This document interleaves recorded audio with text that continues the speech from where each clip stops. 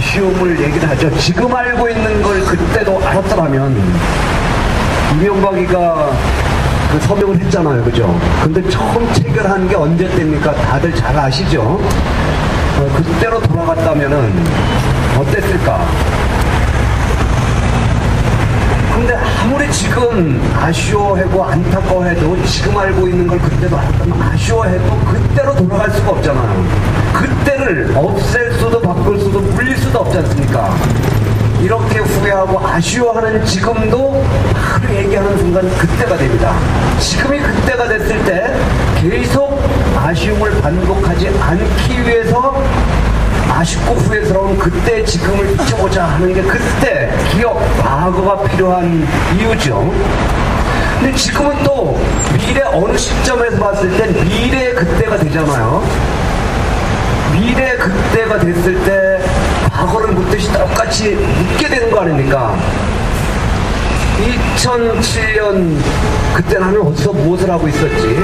이렇게 묻듯이 2011년 11월 나는 어디서 무엇을 하고 있었을까? 이렇게 물을 때 할 수 있는 대답은 다른 것이 아니라 바로 지금 여기서 하고 있는 이 일이 그때 어디서 무엇을 하고 있을까? 이렇게 물었을 때 대답이잖아요. 그죠?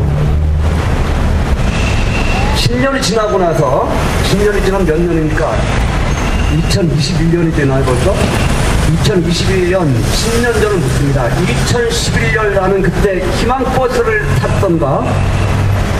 2011년 그때 나는 재능 싸움에 어떤 기여를 했을까? 이렇게 물을 거 아니에요. 그죠? 그렇게 물었을 때 할 수 있는 대답은 다른 것이 아니라 지금 여기서 하고 있는 그거란 말입니다. 그죠? 그런데 지나간 거는 물릴 수도 없고 바꿀 수 없으니까 아쉽죠. 자, 그런 아쉬움을 달래가면서 우리 어른들이 아버지 뻘 되는 사람들이 불렀던 아쉬움을 담아서 불렀던 흘러간 옛 노래가 과거는 흘러갔다 하는 노래가 있습니다. 한번 불러볼게요. 즐거웠던 옛날이 올 수 있다면 아련히 떠오르는 과거로 돌아가서 지금의 내 심정을 전해보련만 아무리 뉘우쳐도 과거는 흘러갔다. 저는 이 과거는 흘러갔다 참 과거로 아쉬워도 돌아가서 내 심정을 고백할 수 없잖아요. 근데 이 과거는 흘러갔다 이 노래를 저는 40대 후반 50대 60대 되는 사람들 초등학교 중학교 동창회 경계가라고 있거든요. 왜 그런지 여기 젊은 친구들은 잘 감이 안 잡힐 텐데 40대 중반 이후가 이렇게 되잖아요. 그럼 동창회 갔다가 1차하고 2차 가면은 분위기가 이제 입으로 익어요. 술들이 최소 그 주고받는 얘기들이 주로 어떤 얘기입니까?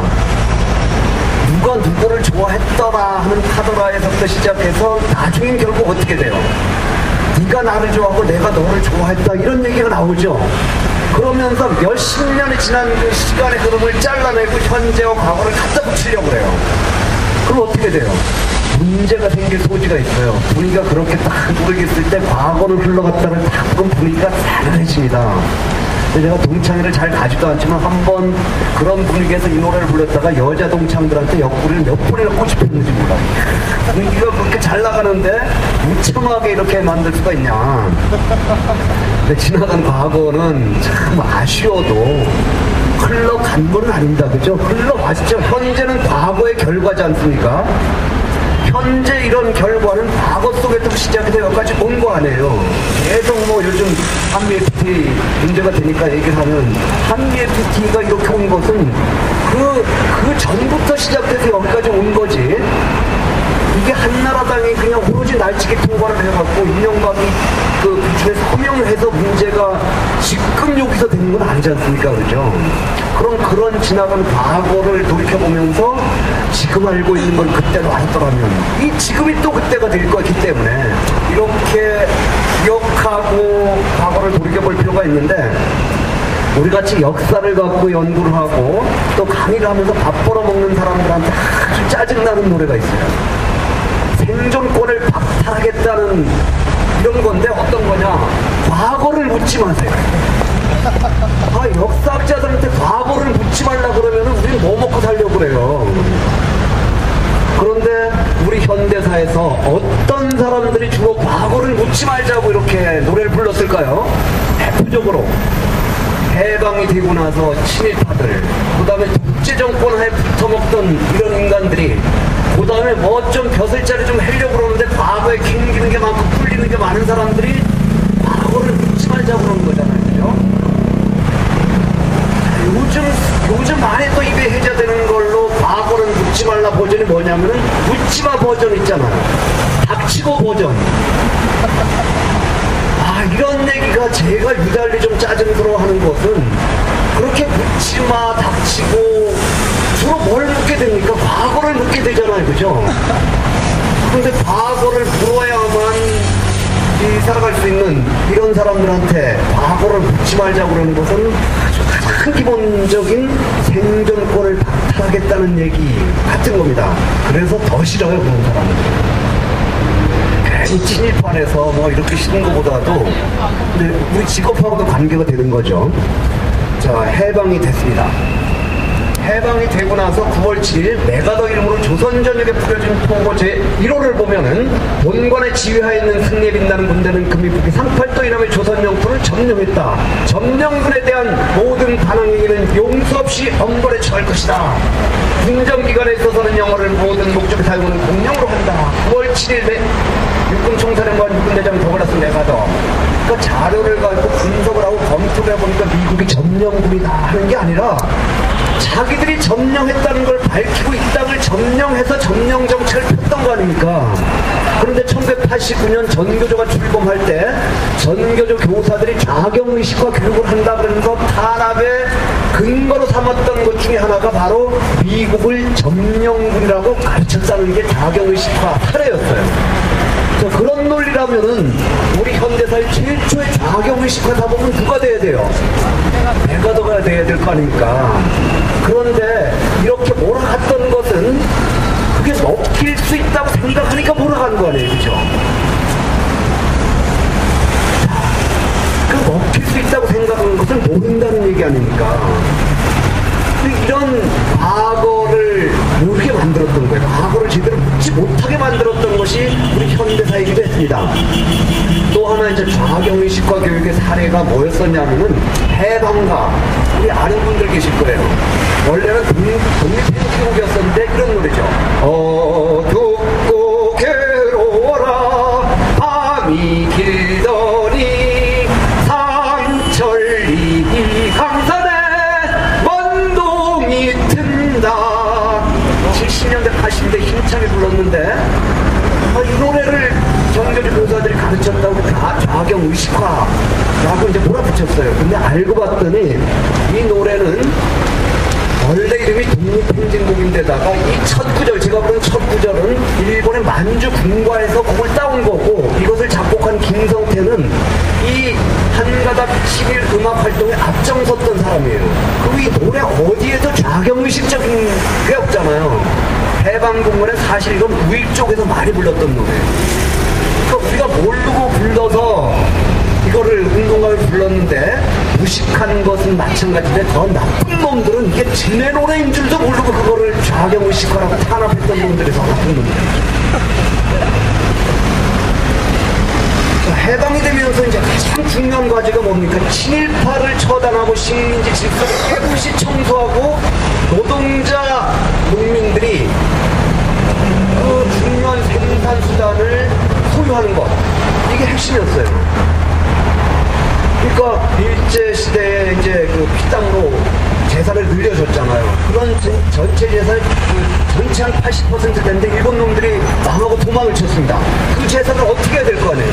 당연히 국유화하고 사회화해야 됐던 거죠. 그런데 그거를 가로막았던 세력들이 누굽니까? 친일파들이고 미국의 점령 정책이니까. 근데 그 실상을 한번 보죠. 46년 현재 군정경찰 가운데 친일경찰 출신들을 보니까 치안감에서부터 간부의 80% 이상이 일제 식민지의 지배하에서 경찰 노릇을 했던 사람들이에요. 이들이 식민지 지배하에 어떤 노릇을 했었는지 여러분들이 대강 짐작하는 거나 자료를 통해서 검토해 보니까 그런 거나 비슷할 때는 어떻게 해요? 강의할 때 시간 전략을 아직 설명 없이 그냥 넘어가도 되겠죠. 짐작했던 그대로일 겁니다. 그 다음에 50년대 중반 이승만 정권 때 주요 부대 지휘관 일제시 경력을 보니까 참모총장, 대장, 정권에서 사령관, 군단장들 대부분이 일제 만중 장군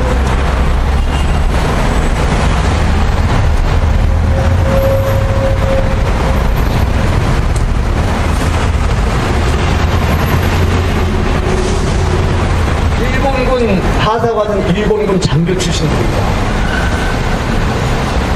자, 해방이 될 때 몇 살이었어, 이 사람들이? 11년 전이니까 26, 20살. 그럼 일제시대 말기에 뭘 했습니까? 일본 육사 만주군관함 다니면서 또 일본 군대를 철저하게 일본 천황의 충성을 다짐하는 군국주의 정신을 무장했던 사람들이잖아요. 그런 것을 한 번도 자기 반성할 기회도 없이 군대 최고 지휘부가 됐던 거예요. 그리고 이런 사람들은 나중에 또 어떻게 됐습니까? 박정희와 함께 올 군사 쿠데타의 권력을 차지했잖아요, 이런 사람들이. 그러니까 이런 사람들이 즐겨 불렀던 노래가 자신들의 과거 행적을 숨기기 위해서 자신들의 과거뿐만 아니라 가까운 식민지 지배 역사, 친일파 역사, 해방 후 현대사를 제대로 공부하지 못하게 만들었던 거고, 이게 조금 풀려서 조금 이제 제대로 가려고 그랬더니 다시 역사를 틀어주려고 하는 게 누굽니까? 바로 뉴라이트를 중심으로 하는, 그래서 자유민주주의를 역사의 전면에 내세워야 된다 하면서 이승만 독재 박정희 정권을 전담하는 이런 논리잖아요. 지금도 계속되고 있지 않습니까? 근데 이렇게 연락 얘기하는데 이제 유심하게 뚫어지게 쳐다보는 게 뭐 이런 거보다 나이들을 그렇게 관심 갖고 보더라고요. 37 나이에 참모총장하고 34 나이에 군단장하고 있는데 이게 50 다 된 나이에 난 지금 뭘 하고 있지. 근데 이 나이에 저런 자리를 차지할 때 그들이 이전에 살았던 삶이 뭡니까? 이걸 생각을 해봐야죠.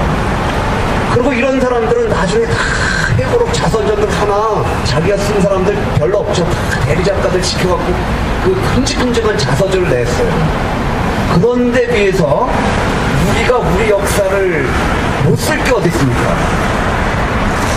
그 1984년에 썼던 조지 오웰이 뭐라고 얘기했냐면, 누가 과거의 기억을 지배하는가? 과거의 기억을 지배하는 세력이 현실과 미래를 지배할 것이다. 이런 얘기를 했어요. 그러니까 우리가 지배당하는 이유, 즉 그 이유 중에 하나가 뭡니까? 역사를 지배당하고 있는 거예요. 그래서 광주 망월동 신미역 사진전시관에 이런 경고의 글씨가 쓰여져 있었습니다. 진실을 말하지 않고 과거를 기억하지 못한 역사는 되풀이된다. 그 고통과 비극을 우리가 또 당할 수도 있다는 얘기죠. 그래서 우리가 우리의 기억을 우리 스스로 틀어주고 장악해야 된다. 자, 지금은 이게 약관이 좀 떨어지고 있습니다. 왜냐하면은 80이 20에게 지배당하는 것이 아니라 99%가 1%에 지배당한다. 이런 얘기가 더 이제 주류잖아요. 근데 이제 이 책을 낼 때보다는 주로 80대 20의 사회를 얘기를 했었습니다. 아무튼 대다수인 80이 왜 소수인 20에게 지배당하는가? 20이 지배장치를 가지고 있죠. 경제력을 틀어주고 권력을 장악하고, 그런데 그 경제와 권력만 갖고 대다수를 지배할 수는 없습니다. 언제나 지배할 수 있고 지배당하는 것은 80이 20을 지지하니까 지배당하는 거 아니에요. 근데 그렇게 지배당하는 이유, 또 지배할 수 있는 저들의 힘 중에 하나가 바로 20이 역사를 틀어주고 80에 속하는 사람들이 그 역사를 믿으니까 지배당할 수도 있다는 거죠. 그래서 역사를 누가 지배하느냐, 어떤 관점으로 보느냐가 중요한데 1982년부터 87년 고등학교 국사교과서 학원입니다. 이때 고등학교 다녔던 분들 계시죠? 82년부터 87년까지 저 국사교과서 학원 제일 끄트머리가 어떻게 끝나는지 아마 고등학교를 다니면서 국사책을 갖고 국사 공부를 했어도 기억이 잘 안 날 겁니다. 왜냐면 그쪽은 시험이 안 나기 때문에. 그런데 의도는 거기에 분명하게 담겨있어요. 어떻게 서술됐느냐, 제일 마지막을 보겠습니다. 더욱이 제5공화국은 정의사회를 구현하기 위해 모든 비능률, 모든 비리를 척결하는 동시에 국민의 진정한 행복을 위해 민주복지 국가 건설을 지향하고 있는 만큼 우리나라의 장래는 밝게 빛날 것이다. 누가 주로 하던 얘기 이게? 전두환이가 하던 얘기잖아요. 그러니까 역사를 쭉 끌어다가 결국은 5공화국을 정당화했던 것이 학교에서 배웠던 국사란 말이에요.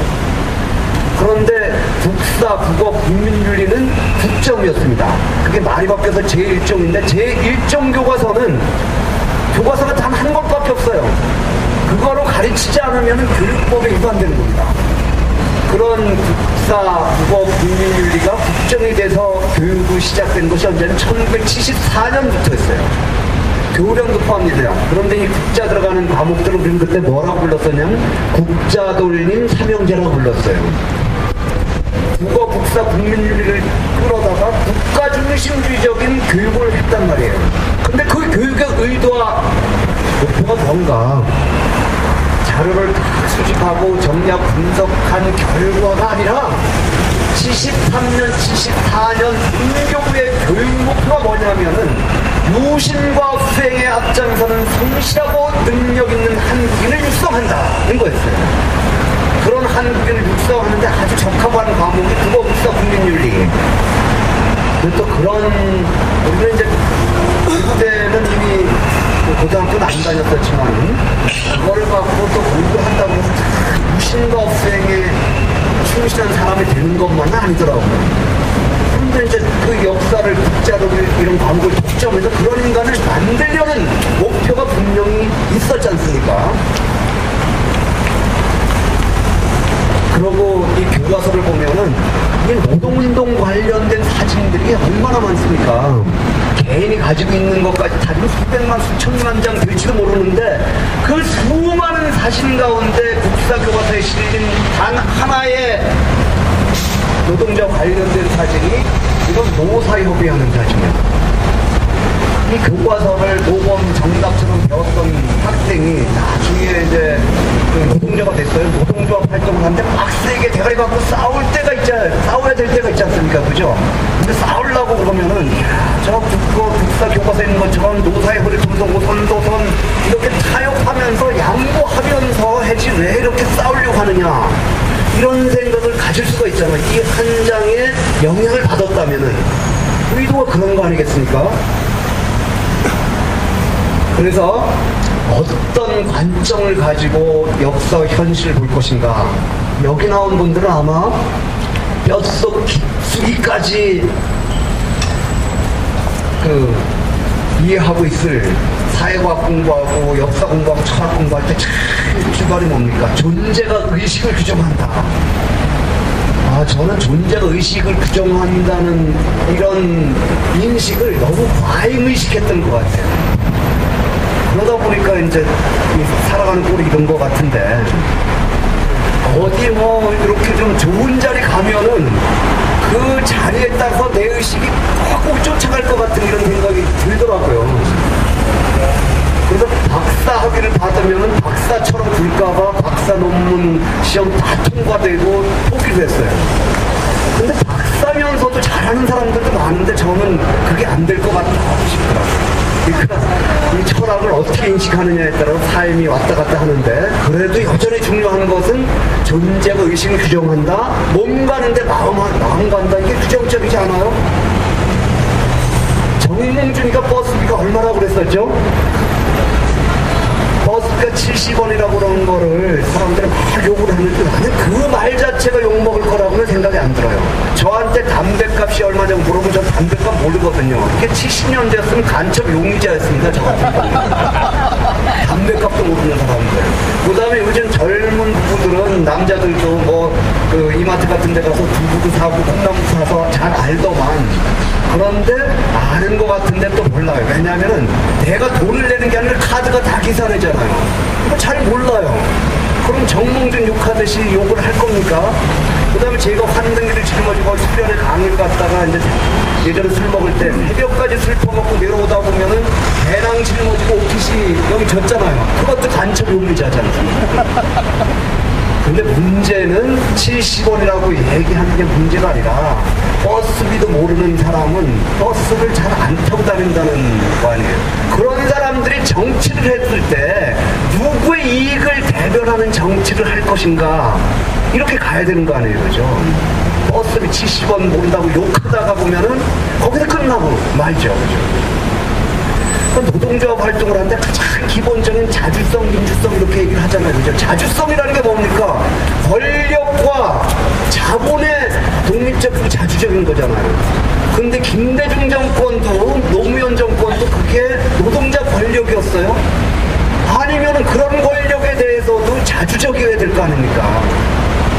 그러니까 아주 가장 기본적인 노동조합의 자주성, 민주성 원칙을 제대로 못 지키다 보니까 어떻게 해야 돼요? 노동조합이 계속 선거에 목매다는 이런 식으로 계속 재생산 되어왔잖아요. 한쪽으로. 그죠? 또 존재의식 부정한다, 몸 가는데 마음 간다는 거를 이제 다른 말로 어떻게 표현을 하죠? 우물한 개구리 하늘 넓은 줄 모른다. 저 밑바닥에 있으니까 하늘은 이런 천장 넓이 구멍밖에 안 되잖아요. 요거를 어떻게 사진으로 표현할 것인가 고심고심을 하다가 한 번은 저 고보 전봉준 장군 고택 앞에 우물을 들여다보니까 저기 이렇게 하늘이 비치고 있더라고요. 야, 저분하고 찍었어요. 그래서 슬쩍슬쩍 넘어가는 사진 같지만 그래도 꽤 고심해서 찍은 사진입니다. 네, 신경을 좀 써서 봐주세요. 저 우물한 게 우리가 하늘 넓은 줄 알려면 어떻게 알겠어요? 우물 밖으로 튀어나오면 알잖아. 안에 있었을 땐 몰랐는데 밖에 나오면 하늘 넓은 줄 압니다. 그 알고 모르고 차이를 가져다 준 가장 중요한 근거가 뭐예요? 자리잖아요. 자리. 우물 안이라는 자리에 있었을 때는 몰랐었는데 자리를 바꾸니까 알게 된 거예요. 그런데 자리를 튀어나오게 만들었던 건 뭡니까? 튀어나가야 되겠다는 의식이죠. 그죠? 그러니까 의식이 자기 존재에 능동적인 영향을 미칩니다만 가장 부정적인 것은 어떤 자리에 있느냐. 그 자리를 저는 시간과 공간의 통일체라고 생각해요. 주체가 어떤 시간 어떤 공간 속에 어디에 있었느냐 이게 자리지 않습니까? 그래서 군대 공승이었던 경공스님은 이런 식으로 얘기를 했어요. 한 사람의 인간 됨됨이를 평가하고 파악하는 것은 그 사람한테 폼나는 이빨을 깠던 것도 폼나는 글을 남겼던 것도 아니고 그 사람의 인간의 됨됨이는 그 사람이 디뎠던 발자국 밑에 있다. 이게 뭡니까? 자리잖아요. 그죠? 그런데 자기 자리에서 자기 생각하는 건 당연한데 내 생각도 누군가가 선택된 사실에 의해서 영향을 받게 되는 거죠. 걸프전선에 군대를 파견한 적이 있었습니다. 생각나시죠? 그때 조선일보는 소령한테 초점을 하고 아이들하고 뽀뽀를 합니다. 한국일보 역시 장군 대위한테 초점을 하고 젊은 아내와 작별포옹을 합니다. 한겨레신문 쪽을 따고 병장한테 초점을 맞추고 늙은 할머니 어머니가 눈물로 배웅을 해요. 같은 날 같은 사건을 찍은 사실이잖아요. 근데 어떤 관점을 가지고 보느냐에 따라서 사실이 달리 선택되고 그 선택된 사실이 미치는 영향이 다른 거죠. 두 사진을 보면은 출장 한번 갔다 오시 갔다 와도 괜찮겠네 그런 느낌이라면은 이 사진은 느낌이 좀 다르지 않습니까? 약간이라도 야 남해라가 전쟁 때 멋대로 군대를 파견해 이런 느낌이죠. 강의를 많이 하다 보니까 이제 이 곁다리 얘기거리가 생기는데 또 이제 과거를 어떤 가치로 선택하느냐 이거 열리는데 선생님 그러면서 누가 쓰고 있어요. 그런데 소령도 있고 대위도 있고 소령은 뭡니까? 말똥이고 대위는 바쁘답지고 작대기 있는데 왜 반위는 없어요? 설명이. 근데 그때 이제 방위는 아마 얼핏인데 파견되질 않았을 거고, 방위 이익을 대변하는 신문은 없잖아요, 그죠? 그 다음에 이제 사실의 선택도 영향을 미치지만 편집도 영향을 미치는데, 금강산댐에 대한 대응 때문에 평화댐에서 참 난리를 튼 적이 있죠. 1986년 10월 30날 발표를 했습니다. 25년 전이죠. 내 나이에서 25살을 빼보세요. 그게 바로 시간입니다. 때잖아요. 그때 25년 전 10월 말 그때 어디에 사셨어요? 그때 서울 사셨던 여기는 맞네요. 지방 가서 강의를 해보는 어떤 경우는 한 100명이 강의를 듣는데 서울 사람들은 한 사람도 없는 경우가 있어요. 그런 사람들은 이때 얼마나 난리를 쳤습니까? 난리를 쳤어도 실감나게 겁은 안 났을 거예요. 그죠? 뭐라고 이제 그 공포분위기를 조성했습니까? 금강산댐이 터진 밑에 화천댐 터진 밑에 어디에 춘천댐, 위암댐, 청평댐, 팔당댐 줄줄이 터지는데 이런 얘기를 줘 삼으면은요, 우리 서울 주변에 사는 사람들은 머릿속에 바로바로 어디 있는 댐이 생각나잖아요. 근데 저 부산에서 노동력 활동 열심히 하는 노보텔 간부들하고 마성 노란공원 역사기행을 하고 팔당댐을 지나가는데, 팔당댐을 다 처음 봤다는 거예요. 실감이 안 나죠. 또 뭐가 실감이 안 나? 그게 다 터지면 어떻게 된다고 그랬습니까? 63 빌딩 허리가 찰락차다고 국회의장 머리가 꼴깍꼴깍 하는데 서울이 물바다가 돼서 그때 국회의장 머리하고 딱 선을 그어갖고 그보다 높은 데는 5층 아파트값이 뛸 정도였어요. 사람들 참 착해 빠졌어요. 그런 거 보면은 나는 16층 사는데 15층까지 우리 차면은 나만 살 거라고 생각을 하고 나는 살 거라고 생각하고 아파트값이 뛰는 거잖아요. 근데 이렇게 아파트값이 뛸 정도가 돼도 목포 사는 사람들, 부산 사는 사람, 마산 사는 사람들, 동해 쪽 사는 사람들은 더욱은 그렇게 안 났을 겁니다. 왜냐? 물바다가 된다고 바닷물이 불어나서 목포항이 잠겨 부산항이 잠겨서 도시가 물에 차겠습니까?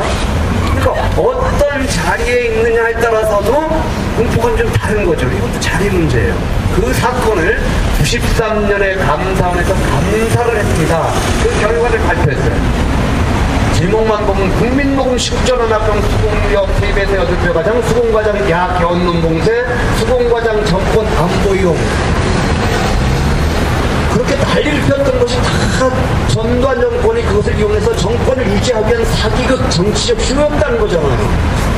그럼 이런 것을 이렇게 당했으면은 어떻게 생각을 해야 돼요? 지금 알고 있는 걸 그때도 알았다면 안 당했을 텐데, 그때도 알았다면 그때 안 찍혔을 텐데, 이렇게 생각하면서 비슷한 일이 생기면 안 당해야 될 거 아니에요. 또 당해요. 또 과거를 기억하지 못하니까 또 당하는 거란 말이에요. 지금도 또 당할 것 같잖아요. 그죠? 그렇게 당하고 나서. 그런데 이게 이제 어떻게 배치됐나를 봅시다. 한겨레신문과 동아일보가 그때까지만 야성이 좀 있었을 때예요. 1년 톱 기사로 다뤘습니다. 옆에 관련 있는 사진을 실었어요. 기사 내용 보고 사진 보니까 여기에 조금 시선이 더 머무르겠죠. 옛날 생각을 하지 않습니까? 그런데 중앙일보는 첫 번째가 아니고 두 번째 지면 배치를 하면서 옆에 이 사건과는 관련 없는 러시아 항공모함이 최초로 부산항에 입항했다, 이런 사진을 실어놨어요. 생각을 나누는 거죠. 그런데 금강산대 평화의 땐 제일 난리를 피면서 제일 크게 다루고 그랬던 게 어느 신문이에요. 네, 굳이 제 입으로 얘기는 안 하겠습니다. 그 신문 제목까지. 자, 이런 신문이 감사원의 감사 결과를 발표할 때는 어떻게 지면 배치하는, 첫 번째도 하고 두 번째도 하고 세 번째 지면 배치를 하면서 다른 신문에는 사진이 한 장씩밖에 없어요. 근데 이 신문은 사진을 두 장씩 실어놨는데 둘 다 관련 없는 사진입니다. 생각을 더 분산시키는 거죠.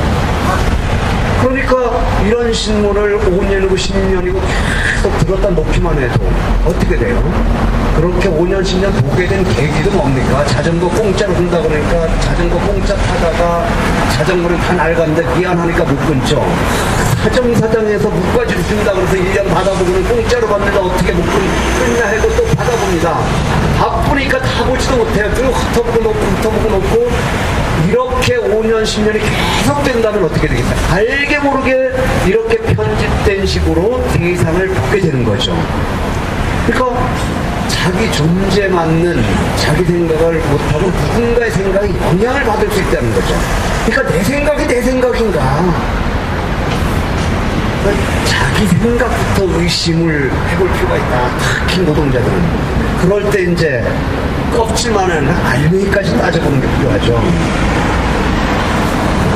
여기 이 주변에 붕어빵 파는 데 있나요?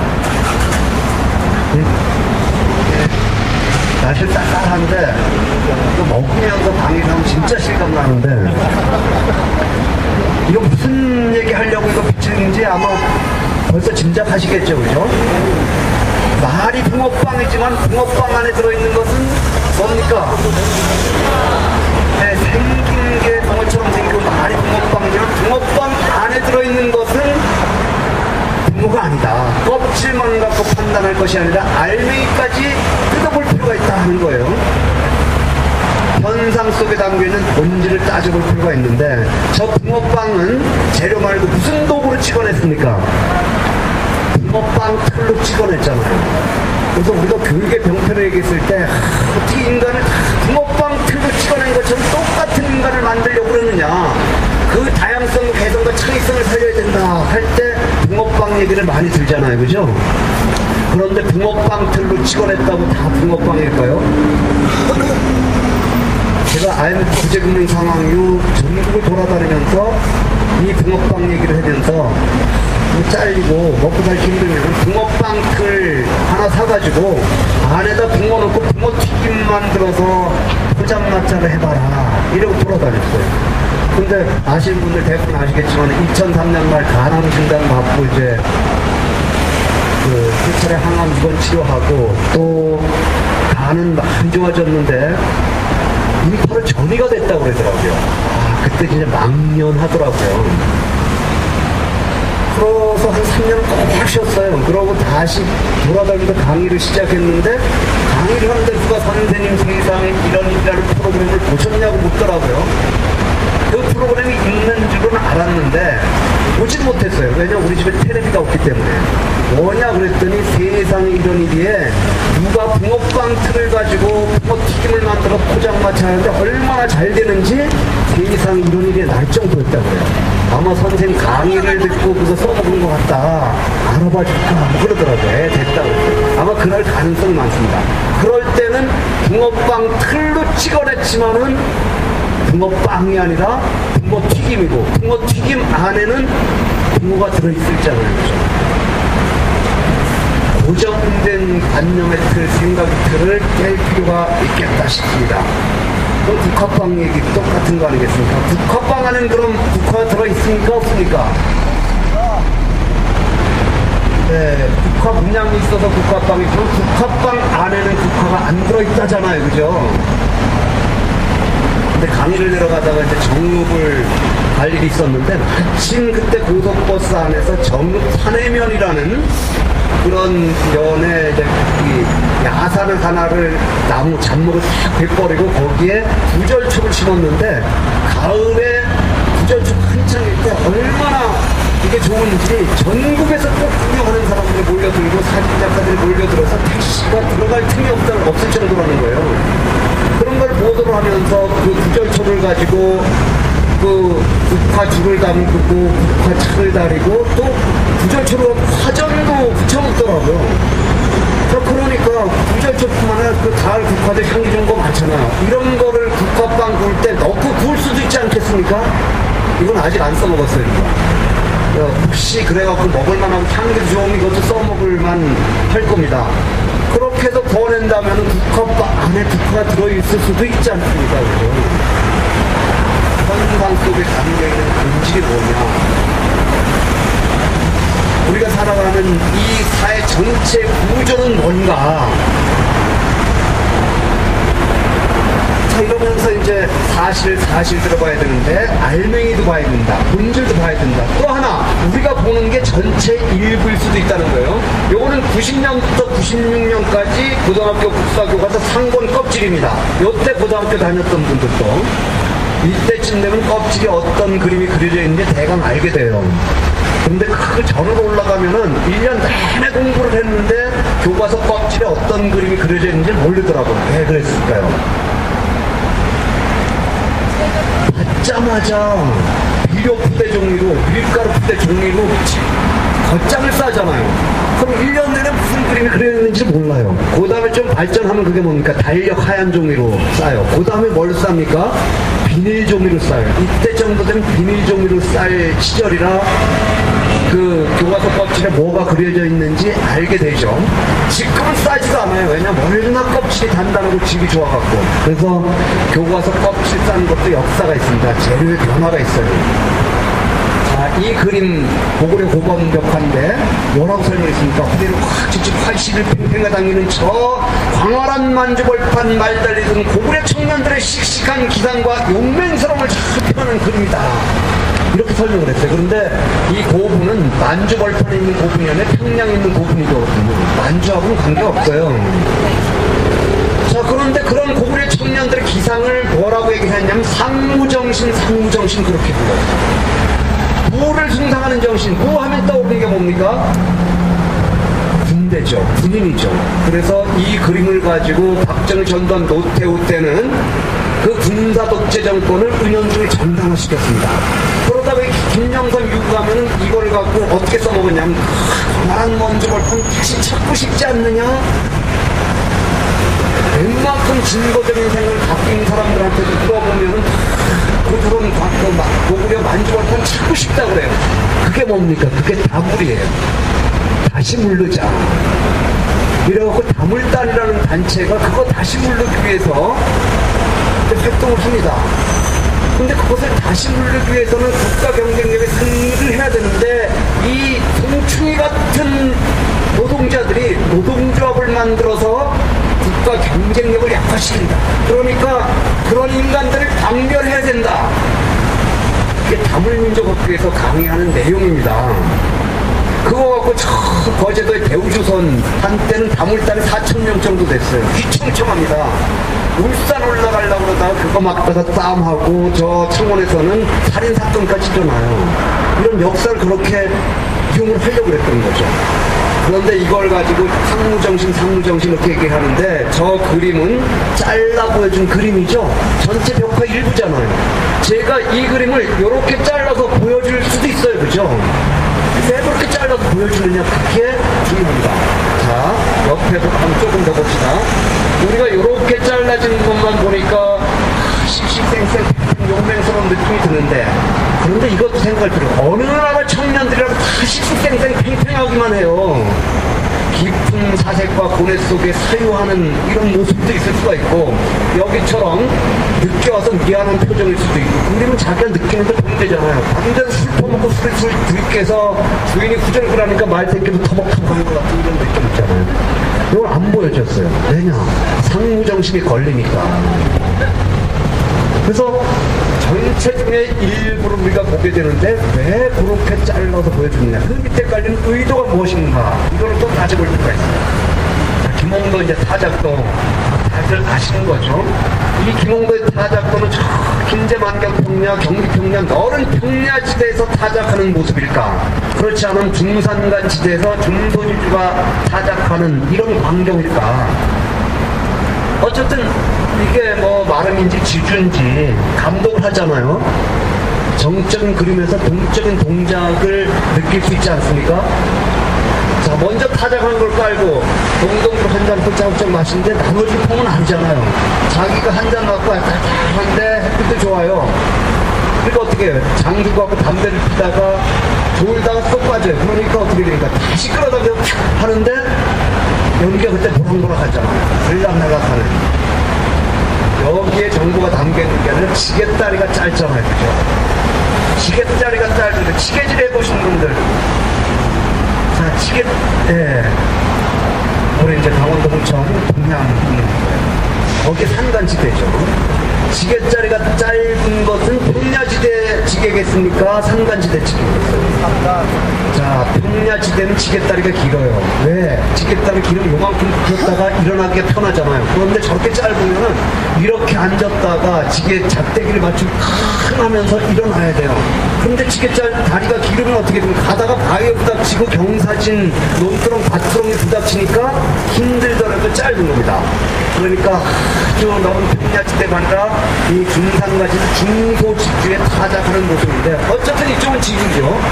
그런데 요 김원구의 타작도가 1990년대 전반 바로 요쪽 지하철 을지로 입구옆 헤럴드 이쪽에 코리아 헤럴드 그 벽에 이렇게 벽화로 그려져 있었어요. 뭐가 있었는데 뭐가 빠졌습니까 여기에? 지주가 있었는데 지주가 없잖아요. 제가 마침 찍었을 때가 밥 먹으러 간 타일 수도 있고 계절이 어느 계절입니까? 지금 같은 계절 아니겠어요? 이파리가 떨어지고 아직은 남아 붙어있는. 그래서 가을비가 주적주적 내리는데 그냥 다음에 그리자 하고 철수한 상태 찍었을 수도 있잖아요. 지금 알고 있는 걸 그때도 알았더라면 갈 때마다 찍어뒀을 텐데 디지털 카메라는 가능한데 그때는 필름, 슬라이드 필름 한 통 찍는데도 진짜 벌벌 떨면서 찍었어요. 더 찍지 못했습니다. 그 값도 그렇고 현상 맡기고 그거 찾아다가 내가 가위로 오려서 다 바뀐다고 마운트 씌우고 그래서 하는 게 가위를 해도 돌아다녔거든요. 근데 계속 까봐도 지주는 없어요. 뺏겨버린 그림인데 일부러 뺐겠죠. 왜 일부러 뺐을까요? 생각을 해보세요. 왜 뺐을까?